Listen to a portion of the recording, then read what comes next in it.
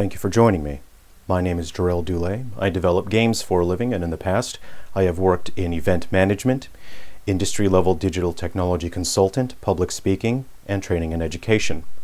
In today's presentation, we are going to discuss the state of Sony in 2026.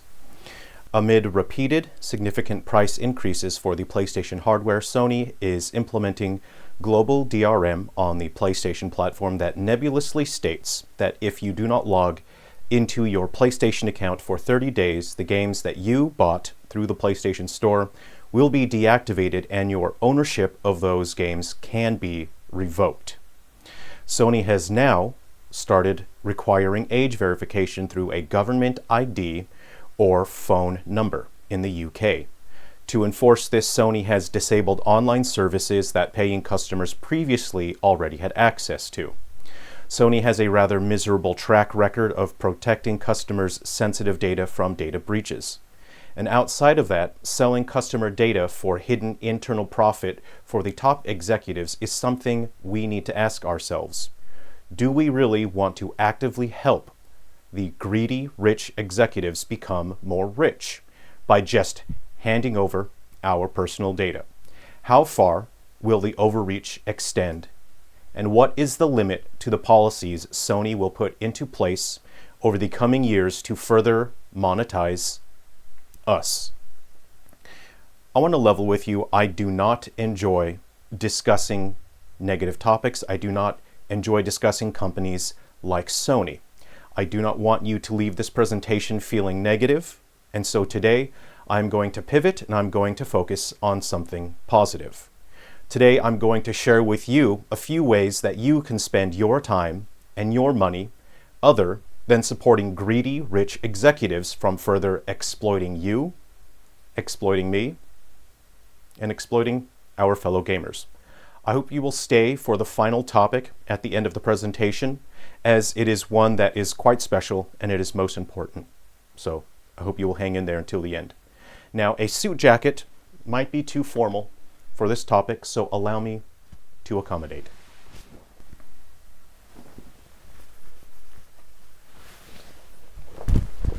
The first topic we will discuss today is something that costs about the price of a PlayStation video game, and that is fishing. You can get yourself a fishing pole and all the equipment you need for about the price of a game, maybe a little bit more depending on how much further you want to take it. And for those of you worried about the size, don't worry. It only starts out small. It does get bigger. Fishing is a great way to spend some relaxing time outside with friends or family members. Bring yourselves a beverage or a snack and enjoy the fresh air while you fish. If you enjoy the outdoors further still, another activity that you can engage in is archery. Here I have a traditional recurve bow. Archery is a great way to spend a nice morning or afternoon relaxing with other people, working on your archery form. It is something that you can do at your own pace, but if you want to go beyond shooting just a traditional bow, there is an option. You can also shoot a compound bow. This is for the tinkerers out there who like to optimize and max out all their stats for the most accuracy and distance you can get. There's many different forms of archery, but all of them are very satisfying and quite fun. If you check in shops online, you may find a recurve bow going for around the same price as a game that you would get for the PlayStation. If you'd like to spend some time relaxing indoors or on the front porch, might I recommend picking up an instrument like a banjo. The traditional 5-string banjo has quite a pleasant and relaxing sound to it.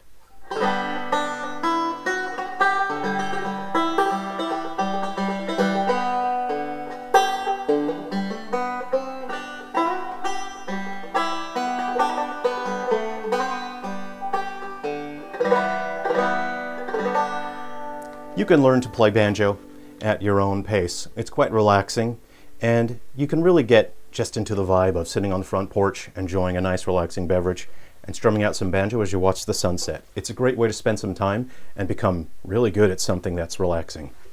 Another option you might like to explore is learning to play the fiddle. Something like this is for people who enjoy a challenge but want to bring something exciting and interesting to other people through the form of music.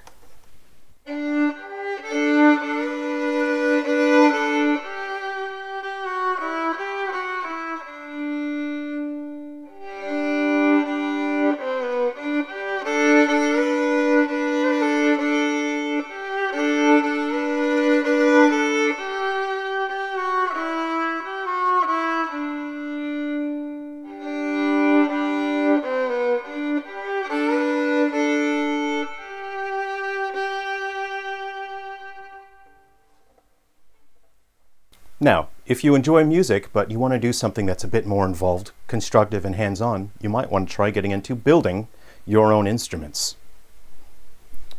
Here's a variation on a banjo that I built in order to use in my own game soundtracks. I like to create all new instruments that have interesting voices so I can use them when I'm creating soundtracks for my own games. And a lot of the music that you will hear on the channel here that you can also download is made through the use of custom instruments that I've built.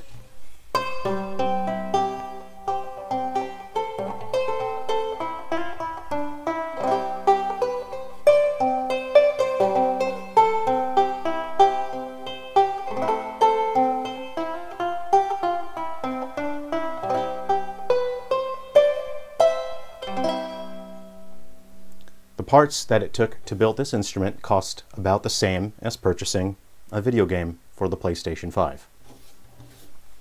This is another such instrument that I have built. It is called a psalmodicon.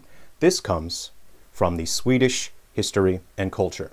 Now, even though it may be hard to tell, I am not Swedish, but it is quite satisfying and interesting to learn about other cultures and their history. It's very exciting. This is what the psalmodicon sounds like.